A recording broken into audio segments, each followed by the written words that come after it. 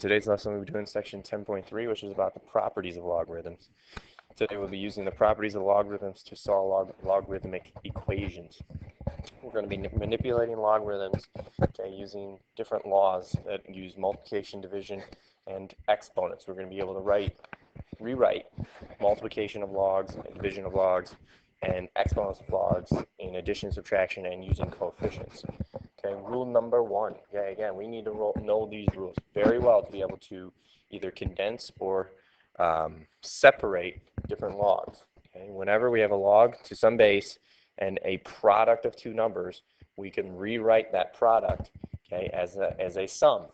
Okay, and it goes in either direction. If we have two logs of the same base as a sum, we can rewrite it as a product. Okay, second rule. Okay, when we have division, if we have a log of some base and the quotient of two values, we can rewrite that and separate it into subtraction. Vice versa, if we have a log with the same base, okay, of the difference of two values, we can rewrite that as a quotient. Okay, and then rule number three, if we have a log to some base of a number raised to a power, okay, what happens is that power can be rewritten as an exponent, where it's that, or as a coefficient, where it's that number now times the log base b of that x power. And again, that can go in either direction, depending on what we need.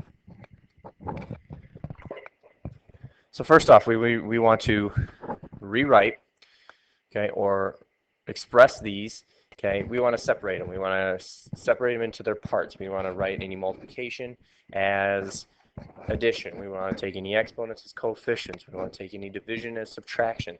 So first case, okay, we have log base 3 of x to the third y to the fourth. What you should notice is that is a product. Okay, so the first case is to write that product as a sum, log base 3 of x to the third plus log base 3 of y to the fourth. But then notice we have exponents, and what can we do with the exponents? We can write those as coefficients. So there's our final expanded logarithm, 3 times log base 3 to x plus 4 times log base 3 of y. In our second example, we do need to do a little simplification of what's going on here first. We do have a product, we also have an exponent, but order of operation would say the exponent needs to be applied first. Okay. So what we have really is log base 6 of x to the eighth, y to the eighth, which is very similar to the last case, okay, where we have the x to the eighth, y to the eighth written as a sum, and the powers of 8 get rewritten as exponents. I guess one other way to rewrite this would have been 8 times log base 6 of x plus log base 6 of y. Same thing, a little different expression of it. In the last example, we have log base 4 of square root of x times y over z to the third. We have multiplication, we have division, we have exponents. We got a lot going on in this particular example.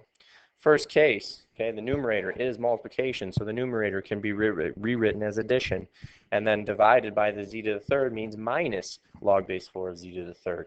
Now we can apply all the exponents. Remember, square root of x is x to the 1/2 power. That is an exponent. So we bring on that 1/2 power, 1/2 log base 4 of x plus log base 4 of y minus 3 times log base 4 of, not 3, of z. We're also going to go the other direction. We're going to condense logs that are written with the same base using addition, subtraction, or coefficients. We're going to condense them into a single log expression. Okay, first example being log base 3 of 6 plus log base 3 of 4. The plus is really multiplications. Log base 3 of 6 times 4, which is log base 3 of 24. In our second example, we got to notice these coefficients. These coefficients out front need to be brought in as exponents. Okay, so that's our first thing.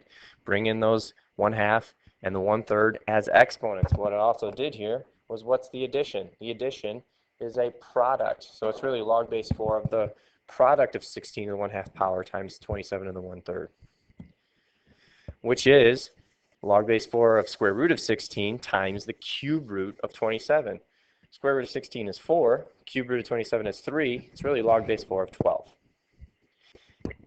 In our last example, I would like you to pause this, give it a try of putting it together. Pause the video, see what you come up with. As we're back now, we have We have the minus, and then we have multiplication. So what we have here is log base 6 of 12 divided by 4/3 times 2. Make sure you do your order of operations on that. It goes left to right. So you should start with your 12 divided by 4/3. Okay. Then multiply by 2. In the end, it's log base 6 of 18.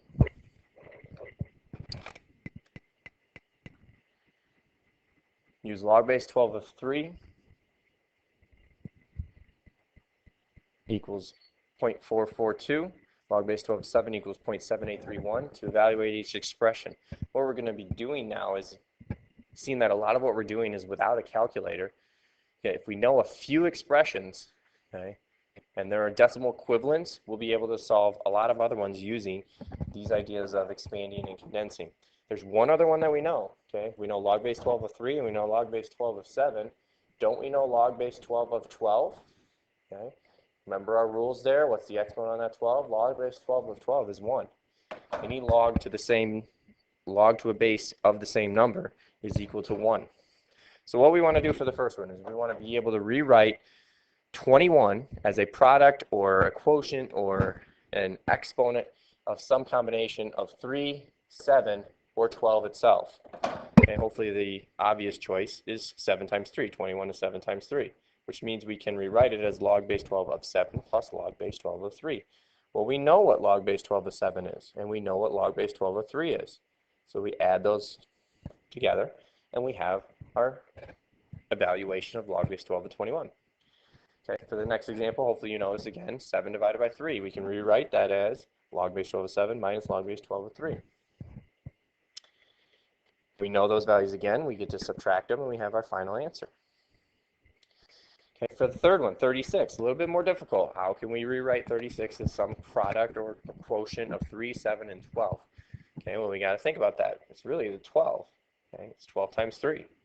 Okay, we know log base 12 of 12, so we rewrite it as log base 12 of 12 plus log base 12 of 3, which is 1 plus the 0.4421, which is a final valuation of 1.4421.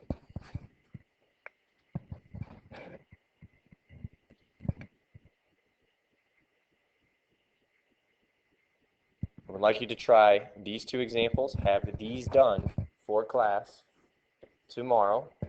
And this will be part of your homework check tomorrow, checking to see that you have log base 12 of 36 over 49 and log base 12 of 48. We're going to use these techniques also to solve. When we solve, again, what we've seen is if we have the same log base on the same log of the same base on both sides, we can ignore that and solve what they're the logs of. Okay, so what we're looking to do is condense this side into a single log base 2 expression. Well, with the plus, we can condense them into 7 times x. Now we have log base 2, log base 2. It's not that, again, they cancel out. It's just a matter that we can ignore them. So it's really just looking at that 7x equals 28 and x equals 4. Again, remember, okay, that these values need to be positive. So anytime you're finding a value of x, make sure they make those values positive. Okay, we got a second example here. Again, same idea. We want to take the side that has multiple parts and be able to condense it into a single log base 3 expression so that we can set it equal to this log base 3 on the right-hand side. The subtraction will give us division. Log base 3 of 24 over 4t equals log base 3 of 2. That means 24 over 4t equals 2, and we solve. We can multiply both sides by 4t. You can put it over 1 and cross multiply. In the end, you get 24 equals 8t and t equals 3. Again, make sure that those are positive. Okay, I have many examples here on this page for you. We're going to go through the first couple together, and then I'm going to leave the last 3 for you. Okay. Again, we want to be able to combine those into a single log base 2 expression. With the subtraction, it's log base 2 of 4 over x plus 3. And now it equals log base 2 of 8. So it's not, again, the log base 2's do not cancel out. It's a matter of ignoring them. Okay, they are already the same. So these need to be the same. Well, again, what I'm going to do is put that over 1 and cross multiply. So I have 4 equals 8x plus 24. And I'm going to solve. I'm going to get negative 20 on this side equals 8x. Divide both sides by 8. I'm going to reduce that answer. And it's going to be negative 5 halves. Okay.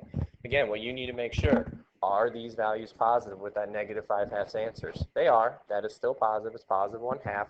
So this answer is okay. Okay. In our second example here, again, we want to condense this into a single expression. So those need to be exponents now. Okay, so what it's going to be is log base 3 of y equals log base 3 of 16 to the 1/4 plus 64 to the 1/3 power. Okay? Well, 1/4 power is a fourth root, 1/3 power is a third root. So really what we are looking at is log base 3 of y equals log base 3 of 2, I wrote that as plus, I should have written that as multiplication, 2 times 4. Okay, so really y equals 8.